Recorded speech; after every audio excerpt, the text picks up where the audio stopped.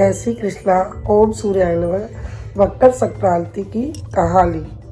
मकर संक्रांति पर सूर्य धनु राशि को छोड़ते हुए अपने पुत्र शनि की राशि मकर में प्रवेश कर जाते हैं। इस दिन से सूर्यदेव की यात्रा दक्षिणायन से उत्तरायण दिशा की ओर होने लगती है। इसलिए मकर संक्रांति पर दान पुण्य का बड़ा महत्व माना जाता है। इस दिन तिलों का दान भी किया जाता है। इसलिए शनिदेव और भगवान सूर्य की कृपा मिलती है। ज्योतिष विद्या के अनुसार मकर संक्रांति पर तिल का दान का सबसे बड़ा महत्व है। भगवान सूर्य देव के दो पत्नियां थी। एक का नाम छाया था, दूसरे का नाम संज्ञा था। सूर्य देव की पहली पत्नी छाया के पुत्र शनिदेव थे। शनिदेव का चाल चलन सही नहीं था, जिस वजह से सूर्यदेव बहुत दुखी रहते थे। एक दिन सूर्यदेव ने छाया के साथ शनिदेव को घर से निकाल दिया, जिसका नाम कुंभ काल चक्र के सिद्धांत के अनुसार 11वीं राशि कुंभ है। सूर्यदेव ने शनिदेव के कुंभ रूपी घर अलग कर दिया।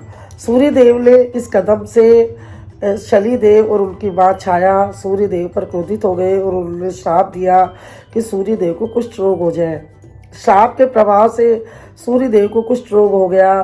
सूर्यदेव की इस रोग की पीड़ा में देख उनकी पत्नी संज्ञा ने भगवान यमराज से आराधना की। देवी संज्ञा की तपस्या से प्रसन्न होकर यमराज आते हैं और सूर्यदेव को शनिदेव और उनकी मां के शाप से मुक्ति दिलाते हैं। जब सूर्यदेव पूरी तरह स्वस्थ हो जाते हैं तो अपनी दृष्टि पूरी तरह कुंभ राशि पर केंद्रित कर देते हैं। इससे कुंभ राशि आग का गोला बन जाती है, यानी शनिदेव का घर जल जाता है, जिसके कारण छाया और शनिदेव मिला करके घूमने लगते हैं। तब सूर्यदेव की दूसरी पत्नी संज्ञा को आत्मग्लानि होती है और वे सूर्यदेव से शनिदेव और छाया को माफ करने की विनती करती है। इसके बाद सूर्यदेव शनि से मिलने के लिए जाते हैं। जब शनिदेव अपने पिता सूर्यदेव को आता हुआ देखते हैं तो वे अपने जले हुए घर की ओर देखते हैं। वे घर के अंदर जाते हैं। वहाँ एक मटके में कुछ तिल रखे हुए थे।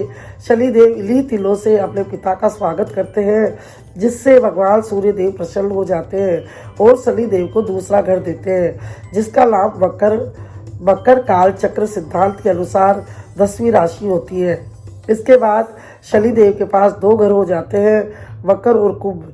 इसलिए जब सूर्यदेव अपने पुत्र के पहले घर यानी मकर राशि में प्रवेश करते हैं तो इसे मकर संक्रांति कहते हैं।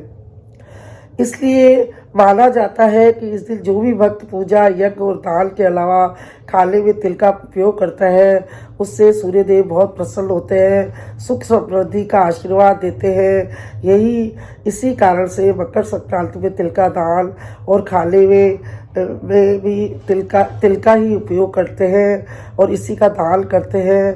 मकर संक्रांति को दिया गया दान असंख्य कोटि गुना हो जाता है। बहुत बड़ा पुण्य मिलता है।